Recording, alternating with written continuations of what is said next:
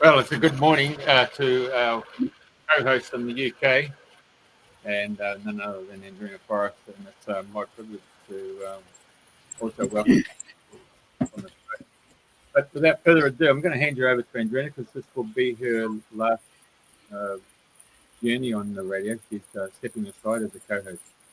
So without further ado, Andrena, and you can play up and do whatever you want. Oh, I wish you'd told me that before. I haven't. Now I got to think about it. Welcome everybody, and good day, good evening, wherever you are in the world. Today it's the 13th of November 2025, and today it's my great privilege to have Aunty B on the show. So welcome, Aunty B, or Michelle. So it's really lovely to have you and see you. Thank you so much. It's a privilege to be here, and especially today and in the timing. And thank you so much for having me here. Well, I'm really looking forward to your sharing. And being this is my last one, and I'm talking with friends this week, I was thinking, I've been doing it for 4 years. If you say average 50 shows a year, gosh, that's like 200 people. Or thereabouts, and it's like just incredible, which has been a great privilege. Anyway, we can talk about that a little bit later. So so when I spoke to you and invited you, I had no idea you were going to be my last guest of the show, so I'm very privileged to have you as the last guest. Synchronicity works in amazing ways. Anyway, so where do we start here? I've seen some of your channelings, your words, your pictures, and I've listened to prayers and all different things that you've been doing. I thought, it's really lovely. I'd love you to come on the show and share. And I know you've worked alongside many elders, many nations, and you're all about the natural law and new ways of working and helping humanity. So and all about us remembering our sovereign gifts and who we are, and that we've forgotten. So it's like remembering. So I was just wondering, where would you like to start? So would you like to start at the very beginning? Because I know you're from Western Australia, and even I said to you, gosh, are you from New Zealand? Because you've got sort of a twang. So perhaps it's something to do with being in Western Australia. Yeah, quite possibly. Although I've lived on the East Coast now for about 10 years. And then also I do a little bit of work in connecting with the Maori elders and have quite a few friends from New Zealand as well. So maybe I'm just privileged to be able to take on some of their beautiful So yes, I'm from. I am a mixed race in the sense of I am Noongar woman and a Nyamal woman, which is from the southwest of Western Australia, with blood lineage to the Pilbara, the top of the Pilbara near Marble Bar area, and on the English side, it came with the first settlers, and I have been very privileged to have been able to walk both paths. And even though a lot of our Aboriginal heritage was denied within our family in order to stay safe, really, because even in my lifetime, the missions were still operating. So as a baby, you would be taken away and put into a prison camp, really. And having grown up white, but I was recognised very young by the elders of the area, and so they nurtured me and shared with me a lot of their culture and traditional ways, and especially I had a great privilege of walking with Aunty Brenda, who is a healer or Noongar. And she would, work with her for 5 years, and she taught me a lot of what I know. And then working with some of the other elders as well, which then sort of brought me over to the East Coast and meeting a lot of elders, and particularly around law, which is sometimes working within the invisible realms and the healing aspects and the dreaming. and weaving all of those together. So that's the beginning of my journey. Wow. I know you've got so much to share. So I'm just going to hand it over to you because, like I said, you've brought through such amazing work and sharing. And I know so many people love your work and follow you. So yeah, just keep going. And share some of the, like we were talking about the ants and the different things with nature. I mean, all of these things are so powerful, and people sort of don't give a lot of respect to the ants. And, you know, because I've had flocks of pigeons out here at the front this week, absolutely flocks. I've never seen so many pigeons. And I think, well, you know, we love the little robin and we love the blackbird, but we don't give much thought to the pigeon because he's sort of a big bulky bird and he makes a lot of noise when he takes off. But they've all got their part to play in nature, haven't they? Oh, absolutely. Like they just in that we are all connected as a humanity, you know, for us, they are part of our family too. So all of the animals or all of the fauna, the mountains, the creeks, the waterways, everything is kin to us. And it is very integral to how we live because it's about being in harmony and caretaking all of our kin, not just ourselves.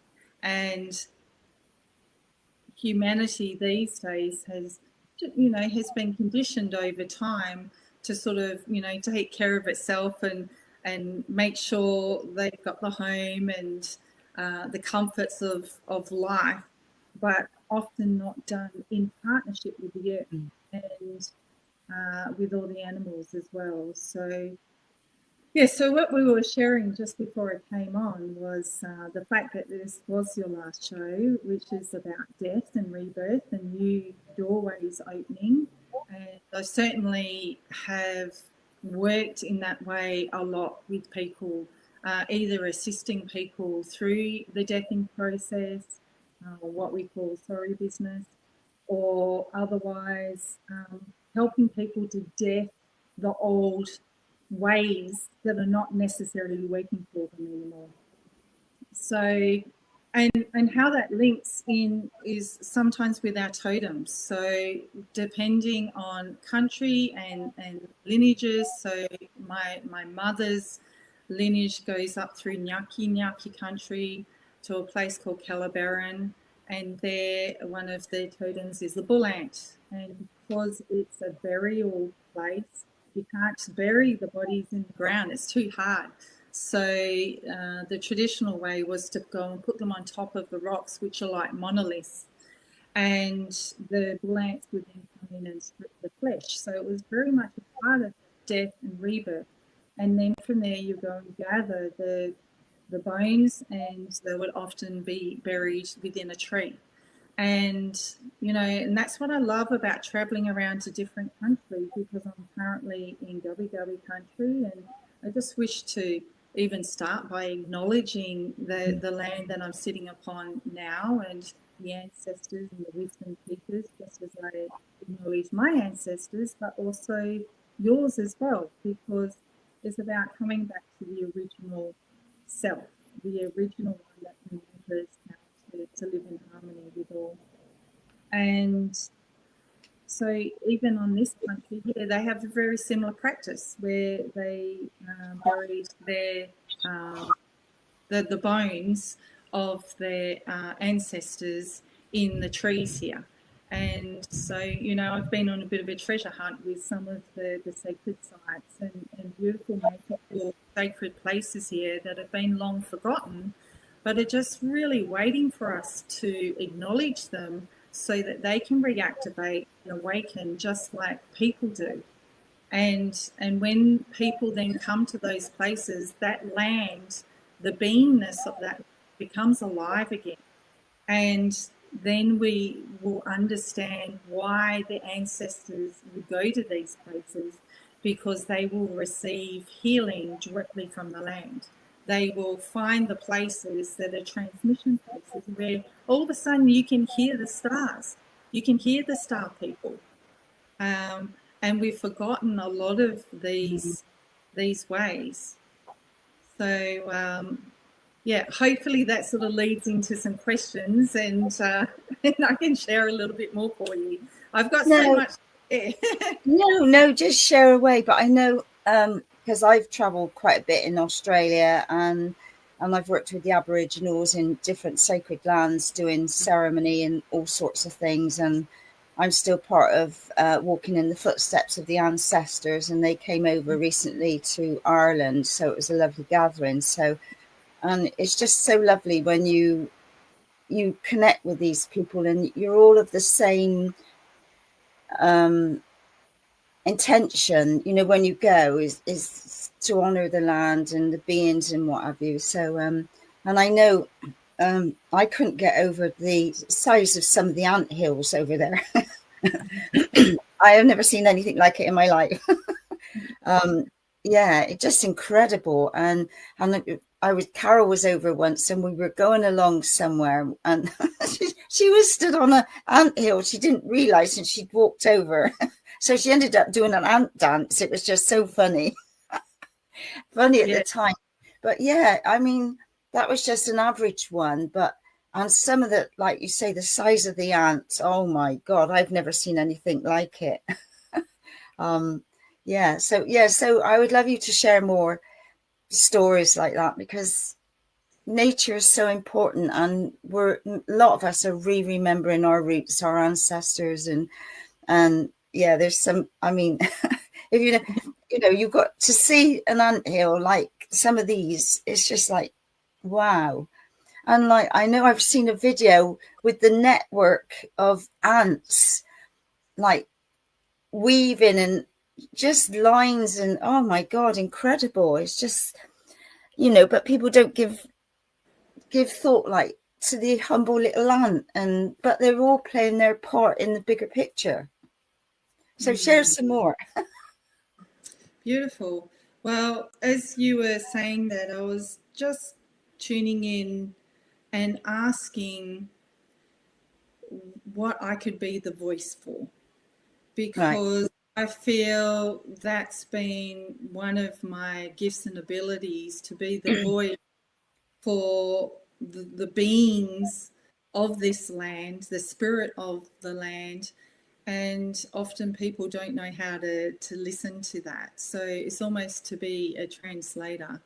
And the reason why it is so essential for all of us at this particular time, when we're going through massive shifts and changes, and particularly at this time between now and the end of the year, the importance of being really connected with nature and making sure that you're grounded and that you're deeply listening. So you probably heard of the term duddery, which means to deeply listen, and not just with your ears, but it's with all of your senses.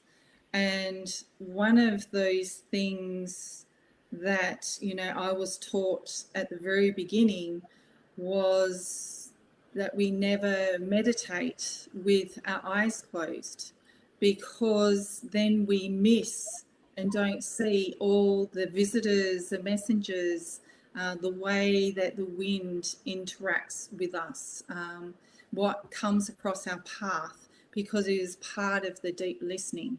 And all of us could really greatly benefit at this time to spend a little bit of time in each day just truly being still and listening with all of your senses, because that will then turn on, we get told about a sixth sense, but we have 12 senses, like the sense of distance, the sense of space, the sense of the momentum that you would need to, for instance, to throw a spear or a boomerang and hit a kangaroo. And a lot of people have lost these skills and abilities because they don't know how to read the elements and nature and to watch the way that things move. So spending time in nature really helps us to connect in with and see our own nature and really start to remember. So what's coming forward at the moment, I just spent maybe 5 or 6 weeks in the area of the Glasshouse Mountains, which is just south of here and just north of where Jeff is. And these incredible mountains, there's a beautiful, which is part of volcanic plugs, and there's a creation story that goes along with that and how they were created. But that's probably not my story to share, but I can share my story in connecting in and meditating with them each and every day to be able to receive their messages. And these beings that are these mountains, the mountains hold a very similar vibration and frequency to our bones. Okay, so they are like the bones of our body. And when we think of the spirit of the land, we too, our human form is our land. And that's why we're ascending or inscending, we're landing into us all that is coming through from the cosmos. And this is helping us to be able to remember who we are. And so when I spent time with these beautiful mountains, and you can see some there, they helped me to remember the history of Australia and this land and our planet across the eons of time, before there was human history, in a sense, and the roles that they have played, not just as geology or formations, but as living beings and technologies that hold certain frequencies, they have certain songs and harmonics that sing through them. My experience, it may not be the same for others, but when I actually spend time in and amongst them, for me it feels like I walk across the belly of a beautiful being and their legs are sticking up. And so they're all connected as if they are one being. And very connected in through Uluru, and also the song lines, and also the stars and the seven sisters dreaming. So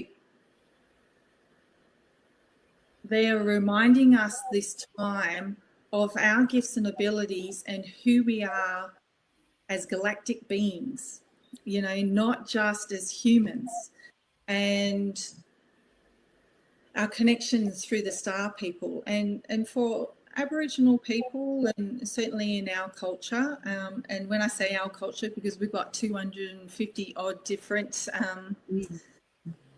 you know, different peoples across Australia, but in our creation stories, you know, we're very much connected with the stars, and that has certainly been what has been coming through for me, very particularly in the last 12 months. And that's been a lot of the writings and the sharing that I've had, because I'm receiving messages from what is coming in through the stars and helping us to connect in with a greater picture and start to remember, you know, our full DNA, and that we are 12-strand DNA beings, and some of it that has been closed down and we haven't got those full abilities. But once you have the realization of that truth, you can start to call forth those things to awaken within us. And now we're getting a whole lot of cosmic energy that's coming in through the CMEs, through the suns, with our interstellar objects that are coming in to visit, that are bringing in frequencies that are tuning up everything. They're shifting, the Schumann resonance, and also the frequencies in our own bodies.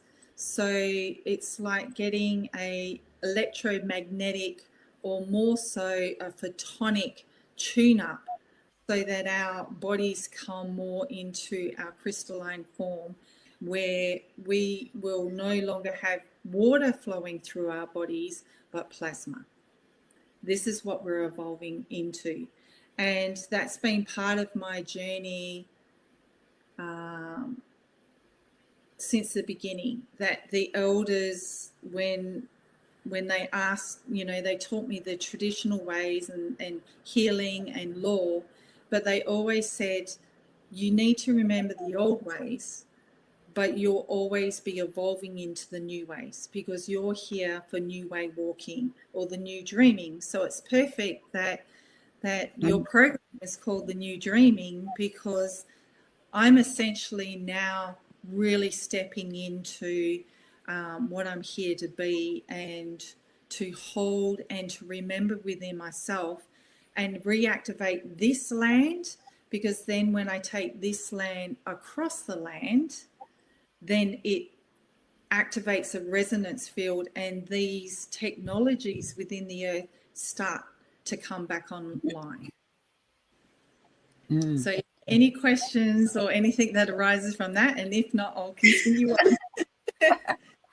No, I was thinking, because I've got two beautiful soul sisters over from Australia, Vicky and Wendy, and we've been on I've certainly been on a trip this last couple of weeks to say, I've been to Stonehenge, I've been to Avebury, I've been at the tour, over to Corfe Castle. So we've been on the sacred land sites, and so we came back here yesterday, and Vicky's not been here on the farm, so she was loving all the animals.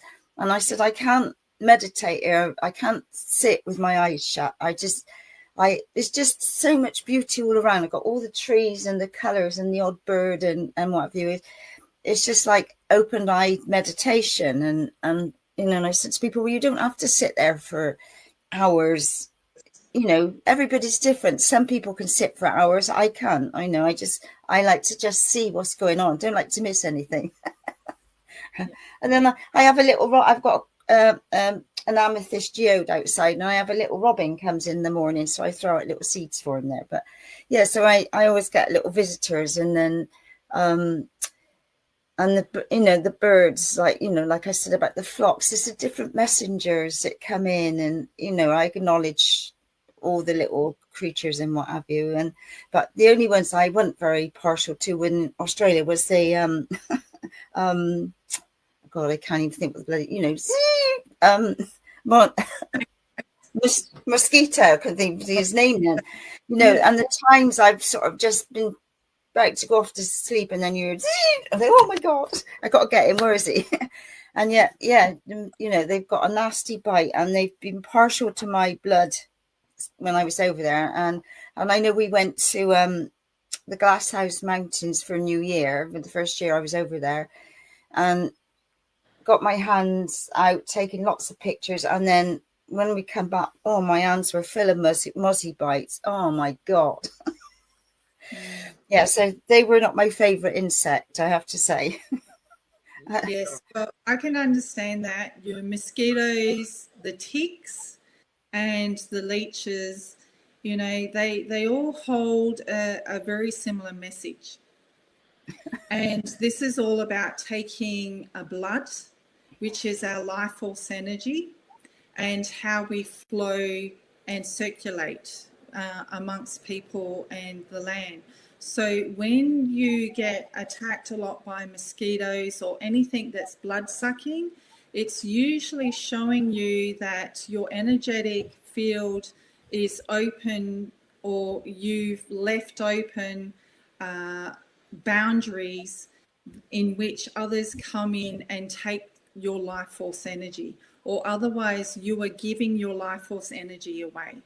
And that ties in very particularly with sovereignty, because sovereignty, you know, is a big issue around the world at the moment in different countries. And I know certainly through the Aboriginal people here, that I've come across at least, you know, maybe 10 different forms of ways in which people are trying to claim their own sovereignty again from the government and different institutions, and, you know, through the courts and things like that, because you've got law, LAW, and then LORE. And people often ask me where I stand in regards to all of that, because I never fight against anything. Because when you fight, you are adding your life force energy into the very thing that you wish to change. So it's the same with the sovereignty. So a lot of those different ways of doing it makes sense to do things at a physical level, but you have to do it energetically first. And most people haven't learned how to be sovereign within their own energetic field. And so mosquitoes and those animals are really great messengers around your own sovereignty, and especially around life force energy. Most people don't realize that, you know, to really truly understand that what you give your attention to, what you speak about, what you entertain in your field, you are contributing your life force energy each day.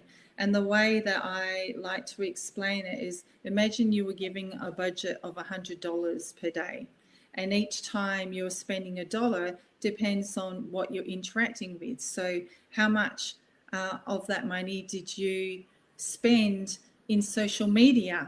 Now you can interact with social media from a conscious perspective and not actually contribute any of your money. But if you get drawn into someone's drama, if you get drawn into defending a position around something, you don't realize that you then start to unconsciously open the wallet and start contributing money to that very thing that that you want to change. So it's learning to be very neutral in and around, and observe what's going on, and very consciously choose what you're standing for and what you're giving your life force energy to. And it's about investing that life force energy back into your own land, because when you can get a human being that holds a resonance with such a purity and coherence in their field, which means they're in alignment. They're in alignment with what they think, they say, they do, they act. The way they live their life is in alignment. It's kind of like the crusted energy. On this level, at a human level, you're doing all the things, okay? Or being all the things, really. And then you attune. You're attuning with your source, creator, God connection, whatever it is that you call it. And when you really get this target, then the life force that flows through you is very potent. And if you are then contributing it to everything outside of yourself and not into the dreaming that is coming through you from your own soul map, then you don't realize you're wasting a whole lot of life force energy. And, you know, and then people often wonder, well, why can't I create what I really am here to be and do? I don't feel like I'm on purpose, or I'm following my mission, or, you know, I'm just exhausted all the time. And that's because they're not investing that life force energy into their own land and being according to the map that our soul has brought forth for us. So that's how, you know, some of our animal messages can really help fine tune where are we wasting our energy, where are we unconsciously. It's kind of like we might be focused on the front door and saying, you know, who are we entertaining, who are we bringing in, to be able to interact with, but don't realize the back door is still open. And that's usually some of your unconscious programming or conditioning that you've taken on from outside of yourself and is still running within your system. Yeah, thankfully that was many years ago, but and it makes total sense in what you're saying.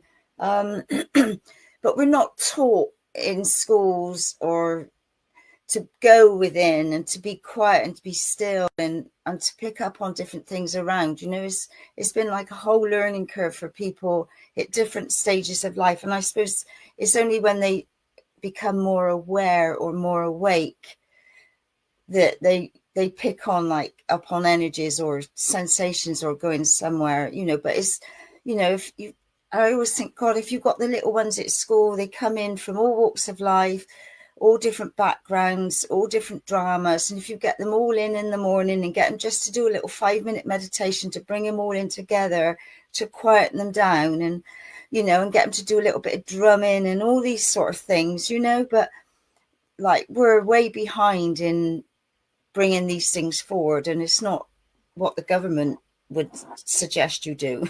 I remember I worked in a mental health unit, and different patients were coming and going, and I used to say, could I bring my drum in and just go around, or some different no way, sorry, you can't do that here. But I thought, you know, I had to do it energetically clearing. But all these little things really make a difference, don't they? Yeah, they certainly do. And I'd like to challenge even that thought that there isn't enough going on. Part of my background was I was a police officer for 17 years. And so within that, I was working within the system. I also was very awake and attuned. I was fortunate that a lot of these gifts and abilities came from childhood.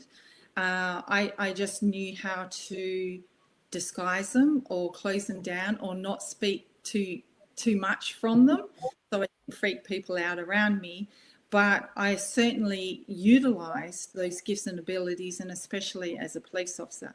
And part of that was I was given the position to work within the schools. So in 2000 until 2005, I worked within the schools, and it was a fantastic time in that I integrated not just lessons around the law courts and, you know, what your rights and responsibilities are and how to drive a car and, you know, all the laws, etc.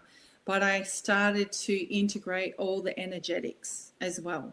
And the amazing thing is that the teachers and the schools loved it, because they could see how much the children would respond to it. And so eventually I got to the point where some of the schools would allow me to do every single class within their school. And so from kindy, you know, one class, I'd be in a kindy class with all the kids around me on the floor, and we would be doing meditations and connecting in with a higher consciousness and helping them to find ways to feel safe, to know, to listen to their body, not just to what adults tell them, because often abuse in that often comes from people they know and trust. So how do they listen to their own intuition, their own gut instincts? And we're teaching them things at that young age, and the things that would come out of their mouths at time.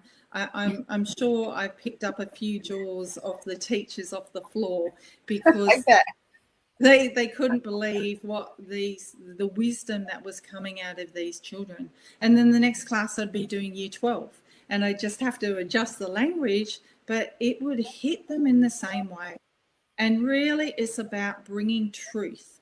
And I think that what helped me is that I followed what source, you know, I call it the source of my connection, what source guided me to do.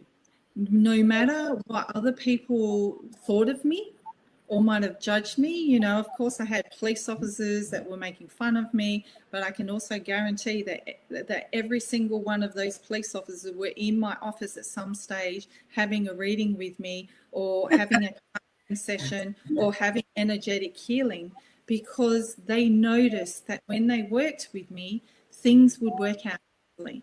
I knew how to change the energetics in a situation. So if we're going into a domestic and everyone's fighting, we're not having them turn on us and all of a sudden we're getting assaulted. I knew how to take the energy out of that. And all of us have the capacity in different ways. We're all different, but we all have gifts and abilities that are dormant and are ready to be awakened. And, you know, some of those people that have had a really challenging life and a very limited viewpoint or experience, they haven't been able to access the invisible and the healing and other things. You know, later on down the track, you never know with what might happen at a greater cosmic level, which all of a sudden they'll wake up like that. It's just that some of us did the hard yards because it was about learning and giving feedback to source creation about its creation into this field here, and what is working and what isn't working. So, you know, I was doing that back in the 2000s, and, you know, and eventually got to the point where I had 70 police officers that were sitting around me, and, you know, I was given permission by the hierarchy to do some de-stressing exercises and different things with them. And it was incredible, the shifts and changes that came from that.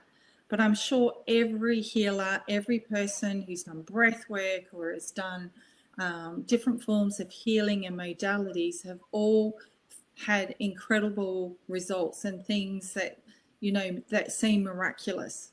And the next level, the next stage, as we move into the fifth density, is actually around taking all that we've learned and applied it with their own being. It's no longer about being the healer for another. It's about being an example of it so others can find their own healing within themselves. And, you know, and that's a bit of a shift and change for those of us who have been trained as healers and, you know, got all these extraordinary skills, and it's all of a sudden we've become defunct in that. But it's taking us back to listening deeply within ourselves and allowing another level of remembering to come forth, because we're learning how to do it in frequency, in resonance, in harmony with nature. And the incredible things that I loved, you know, and here's some beautiful photos of different ceremonies I've been in, and incredible land that we've worked with, that we've awakened. What would happen is that when we took people to these places that have been used for thousands of years for healing places and birthing places and ceremony, is it doesn't matter what your belief system is. It doesn't matter if you're completely closed off. They would have a direct experience with the land that would awaken a memory and a knowing within them, and often, you know, quite profound tears and like instantaneous healing just by being with the land, not having a process being facilitated, nothing at all, just them being. And this is what is possible when we work with nature and we remember how to acknowledge it and honor it and caretake it and steward through its gifts and abilities, just like we're learning how to be that within ourselves.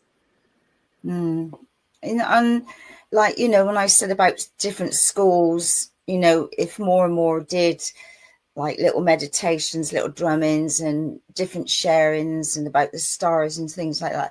And I know there are lots of teachers and people in different jobs and roles, even though they said, well, you can't do that, you do it your own way, quietly, because you just know that that's what you're about, that's what you've come to do. And, you know, I know there's so many rules and regulations, and we're now in the greatest time of history, and everything is moving so fast and ramping up now. It is the Great Awakening, which is fabulous. But yeah, like there's many people that are, you think they're closed, but they're doing what's right for them, for their soul's journey, and I've, in the past I thought, oh God, wake up, don't you realize, or you're playing the same old record or something. And then but it's been a big lesson me standing back and think, okay, well, this is where they're at. I just need to honor their journey and step back, and I can help whoever I need to help when they need my help, sort of thing, Yeah, absolutely. And there's lots of people who are in very different jobs, who are magical beings that are creating change from within. And sometimes it's not by what they do, or oftentimes not what they're doing, is who they're being. And the more that they can consciously acknowledge that, it's almost like turning the dial up so that you become the lighthouse within, sometimes a very dark environment. And, it's funny that when I was a child, my parents asked me, what do you want to be when you grow up? And I always said that I wanted to be a spy. and they were a bit horrified by that idea. I bet. Oh, she's going to go and sleep with all these men to get their secrets or something. And really, I realized I have been a spy my entire life. Even as a child and being at high school, I was aware of things that, friends and that around me weren't. And I might not necessarily talk about it or share, but I would maneuver. It would change the way that I would interact with things. And, then being a police officer was a great, example of how I was often put into extraordinary positions, undercover work. I'm the only female that's ever worked in a totally male-dominated, specialized area. I got sent to do like extraordinary training, and I just got picked for things. I never applied for anything. I was always chosen and put into it. So I can see at a level I was being put into those scenarios because of who I was being and the way in which I approached it. And was creating change from within, and went into the entrepreneurial world. And I then got drawn into a lot of business trainers, particularly that work with big audiences around how to transform. And at the time, in the early days, really starting to integrate a lot of the spiritual practices, how to create abundance and all of those sort of things. But finding how a lot of them weren't actually in integrity. They are great at talking the talk and speaking it up. And, a lot of things haven't changed at a level, but more people are becoming aware of that you have to walk your walk. There's no point saying being this person and show up in these ways and this is how to activate your charisma and then treat your people not very well. And not treat your environment well, and just consume constantly, and coming from a place of greed instead of what is it that you're here to contribute? What are you here to make a difference with? So, really, I had a great privilege of being a spy in lots of different areas. In the government, I've worked in corporations, I've been into mining, I've been into tourism, I've travelled all over Australia, and and even in the elders space and in and around law, I really got to see those law elders that have had extraordinary privilege of having very traditional teachings and activations and initiations into energies and magic in a sense, and then use and abuse that for money, or use and abuse it for power. And, you know, it's a little disheartening to see that. But I can see my role was just to continually hold a coherent field within myself, and to hold that integrity as an example for others, so that the audience and others could start to realize that just because someone's been given the title of elder, or they've claimed themselves as an elder, it doesn't mean that they are necessarily a good human being. And so what do you give your energy to? You know, choose to invest it into yourself. You may learn some beautiful ancient wisdom. You may see some extraordinary things, but at the end of the day, do not give your energy and your power away to anybody else who is perceived to be the authority.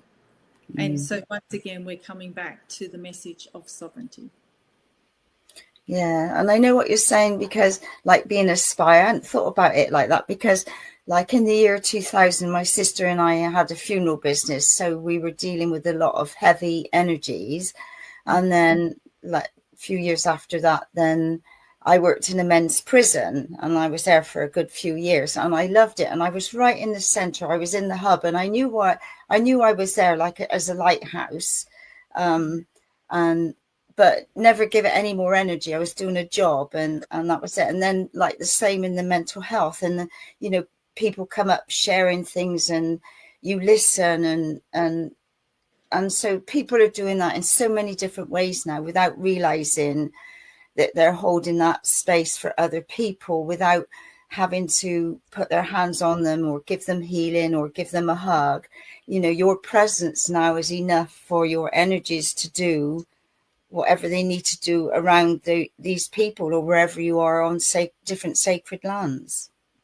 Absolutely. And then there's even another level. So if you think about all the places you've been and where you've worked, and although at a level you understood who you were, but now you probably realize at a greater level, call all of those moments from the past and future into this now moment, and bring that acknowledgement, that recognition, and the presence of your conscious free will to that, and turn that energy up across all the timelines into this now moment. And you can start to create what they call Mandela effects. So imagine if you could go like all the times and all the people that you connected within the prisons, and you were going there with your light, but it might have been dimmed down because you didn't fully realize who you are. But now you do. So you're consciously going to bring all of those moments into this now moment, and just say, I bring my free will to turning that up for all, and allowing all of those people around me to see that as a remembrance of who they truly are as well, despite the circumstance, despite their behavior and the things that have happened, which has all been conditioning put upon this planet, and we've made it the human condition and thought that we are at fault. No, we have a virus, you know, we have an illness, we have something that has been not even originated on this planet, that has been brought into this field, and we often take it on and think it's our fault and we've got to work through it and heal it. No, we only need to see the truth of it. So you can see the truth of who you are now and go through your entire life, take that all the way through the timeline, turn all of that up, and you are creating shifts and changes for those people in their lives and those environments at a whole different level. That sounds lovely. That really feels like heart, like, because like I, you know, being at 1111 and all nines and all of these different labels and what have you, it's like, is always my intention. How can I be of service to myself and to those around me, wherever I am each day? And, you know, I have my own little mantras that I say, and you know, I go to sleep at night going through all the gratitude of what I've done through the day or who I've met, and then when I wake up in the morning, I'm so thankful for my lovely bed and all the things. But it's just like little positive things that you can wake up to, and you know, like today's a nice sunny day, I can hear a little bird chirping out there, and like, so I'm so blessed that I can see and hear and all of these things. And you know, it's just simple things that you do, but it affects your vibration, doesn't it? Instead of like listening to something on social or television and it's not in alignment, if you like, and then you sort of carry that energy into the night with you when you go to sleep, don't you? Whereas if you go to sleep on a positive and you wake on a positive, it's just makes a difference to your day. Yeah, I can understand that perspective, and things will change for you, where you'll start to understand the power of your being as you remember more, that even if you watch something that's a bit dissonant and doesn't really fit with who you are, it will no longer have an effect on you. You will shift the resonance of that for that show, and for the others, how they receive it. And as you're sharing, one of the greatest things that I'm feeling could be of benefit for people at this time is there is a lot of people like ourselves that have, you know, had quite a lot of experience and wisdom and incredible experiences over so many years. And in that time, especially in early days, it was so hidden and, you know, under the carpet that you couldn't even speak about things. So, you know, there's a lot of time, can you see, where you weren't seen and recognized for who you are. And then even with time now, as we get older, a lot of the younger generation do not see the wisdom that is held within those who are a little older and have been through life experience. You know, wisdom is only born of experience. Knowledge is accumulated, just like you accumulate books on a shelf, and we just put books into ourselves and go, oh, look how wise I am. No, that's not wisdom. Wisdom is when you've read those books and applied that into your life and actually tuned and then received your own insight. That's wisdom. That's authentic to who we are. And you can't have that unless you've had life experience. So if we could gift ourselves just the time and the presence to say, I see who I am. I acknowledge all the places in which others could not see me. They couldn't recognize me. They couldn't receive me. And in fact, they probably even fought against me or tried to put me down or shut me down. But that's okay, because I see who I am. And then go back through the timeline from the beginning, from when you were incepted within the womb, and share that energy. It will shift something in this now moment, so that and change the frequency of all of those experiences, not just for yourself but for others as well. And I see that a lot for a lot of women, particularly. I don't necessarily have a lot of men that come into my field and the work that I do. But even you know, these men, they just feel like they're invisible these days. And it's really important. We cannot be seen unless we see ourselves. We cannot be acknowledged and received by others unless we really see that within ourselves, because we've got to hold that vibration to attract it from others.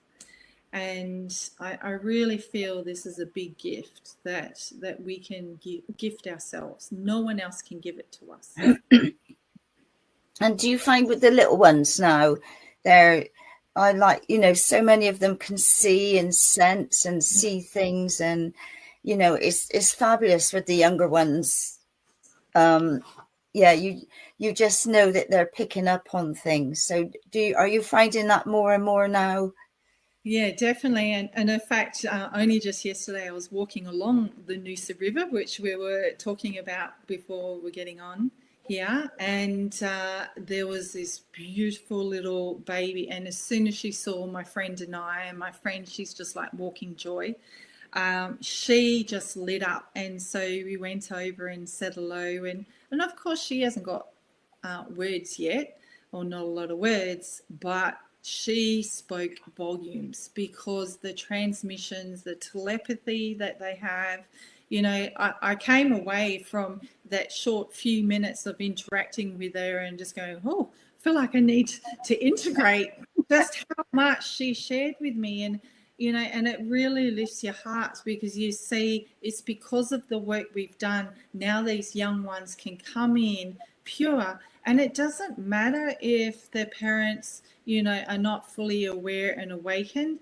They will be able to find the ones that they can connect into and receive that. Or, you know, and that's what I used to do with nature. You know, my parents really struggled with me as a child. They didn't know what to do with me, so they were always trying to fire me off to the relatives and go on holidays to get away from me. And you know, and so I had a lot of independence, and I was constantly in the bush. Like, I just, because the bush, the trees, the plants, the animals, they were my friends, my family. So I felt so much love from them that I may not have felt within my family. And it's not that my family didn't love me, they just didn't know how to deal with this being that came through, that experienced life in a completely different way, and, you know, would often speak out and go, you know, why is this coming through the mouth of this child? And we're seeing that a lot with children now. So they will have the same thing. They'll have nature, but there's more of us now to support them. Yeah, there's more of us to say, hey, it's okay. And even if it's just passing in the park for a moment, go, yeah, we see you, little being. Thank you. You're not a lot of human in you, but not yet. The star energy through. But thank you for being here. It's also the same with the animals as well. Yeah. You know, I mean, I've always been an animal person anyway. I mean, I just love animals, but you just know that animals just come up to you, and, you know, I suppose they see you, or that they're aware of your vibration. Yeah, absolutely. And, you know, I've always been very connected with animals, and all different types of animals. I don't have fear of animals. So, you know, we've got some pretty good snakes over here. And haven't you just? and your spiders? Yeah, spiders. Yes, I'm not a great fan of ticks and leeches. You know, I've had quite a few on me at times, and I've really tried to develop a relationship with them so that I can receive their medicine without them having to bite me. But yeah, you know, so many people are afraid of animals, and which then they don't realize they are afraid of their own power that animal represents. You know, so snakes and serpent is all about that feminine energy and creation energy, and you know, it's incredible. Same as spiders and the creational web, the creational mother. And you know, I've actually got some great stories around one of the women that came walking with me. I used to do down at a retreat we had in Hunter Valley. I used to do walks, bush tucker walks and medicine and that sort of thing just about every day. And she came for a walk this day, and I just noticed that she was just on edge. And so when I asked her about it, she said, look, I really love nature. I love being out for a walk. But I heard you speaking about snakes earlier, and I am just so afraid of snakes. So I'm finding that it's just shutting me down, and I'm not being able to be present to anything else because this fear's taking over. And so I asked her, do you want to work with that? And she said, oh, I'd love to be free of that fear. But she honestly did not know how she could do it. So we kept walking, and I was walking up front and she was a bit further back. And next thing, this baby snake, I just asked for the land to be able to bring a healing. And this snake came out across the path. It stopped there for us. I stopped, I walked back to her and I said, "Are you ready?" And so she started at a distance, just connecting and seeing it at a distance, and just keep breathing through and bringing love to the fear within her. And we kept walking until she could connect up, until she got really up close and personal. And I could see the snake responding to her and like, you know, tasting the air around her. And then she just burst into tears, and that fear just completely released out of her body, because she then realized how afraid that snake was of her, but it was willing to be there to provide the medicine for her. And in that, the snake just turned around and went off. And then, you know, she said, "Oh, was that poisonous?" I go, "Oh, yeah, it's a pretty poisonous one, that one." And she goes, "Why aren't you afraid of it?" And I said, "Because you can just see the medicine that they can be. They are wanting to work with us. They are wanting us to remember who we are." And since then, you know, she has just done so many walks. It's just changed her whole reality, because she can now be out in nature and not be in a constant state of fear.